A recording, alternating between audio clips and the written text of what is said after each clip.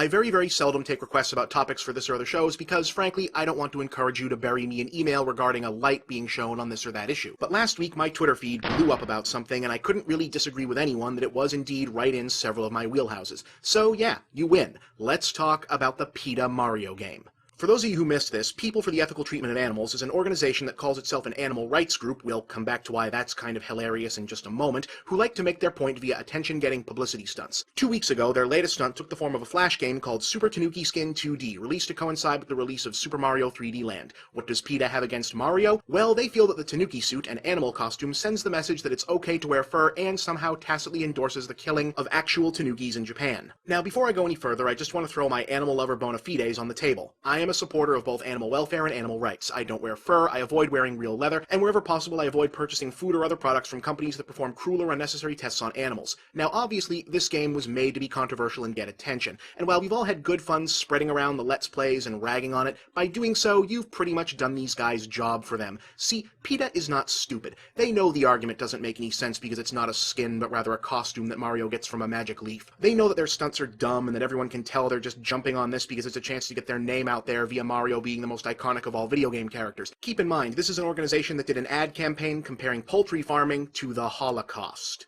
They didn't think this was going to change your mind or even make much of a difference for the actual Tanukis. They just want the attention, because attention equals money in the activism racket. And in this case, they took aim at gamers, because gamers are just about the only subculture left that hasn't learned that PETA and their ilk will in fact go away when we ignore them. And since I'm now doing a whole show about this, well, mission accomplished, right? But you know what? Two can play this game. Well, okay, not this game only has one player, but that's getting off track. You see, the whole point of Super Tanuki Skin 2D was to draw your attention to PETA, so in the spirit of that, allow me to draw your attention to some things you might not know about PETA. PETA's founder is a woman named Ingrid Newkirk, who claims she became an animal rights activist after witnessing employees of a local shelter abusing the animals there. What's occasionally left out of this origin story is Newkirk's unique solution to preventing said animals from being cruelly killed. Namely, she killed even more of them, just in less cruel ways. In fact, she reportedly became so proficient at euthanasia that pretty soon she was running the District of Columbia's Animal Disease Control Division.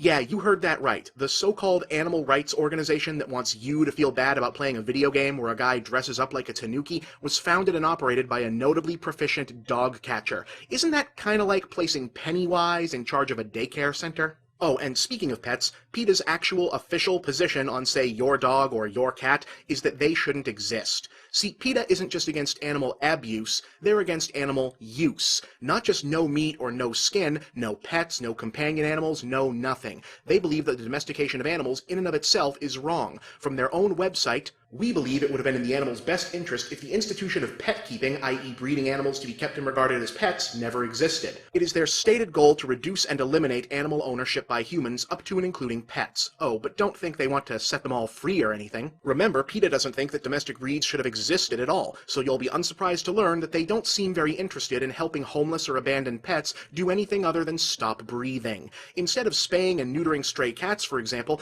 PETA's position is that they simply be trapped and killed. In 2004, a North Carolina animal shelter charged that PETA volunteers offered to take many healthy, adoption-ready pets off their hands with the promise of finding them homes. Instead, these animals are alleged to have been killed almost immediately. Multiple similar allegations have also been made elsewhere since. In 2005, 2 PETA employees were charged with 62 counts of animal cruelty after they were discovered covertly dumping the corpses of euthanized dogs in other people's dumpsters. You know, like you might do if you had something to hide. That same year, PETA's own statistics claimed that they euthanized 90% of animals left in their care. 90%! That's a higher kill rate than most municipal pounds. But they are angry about the cartoon plumber for wearing a costume.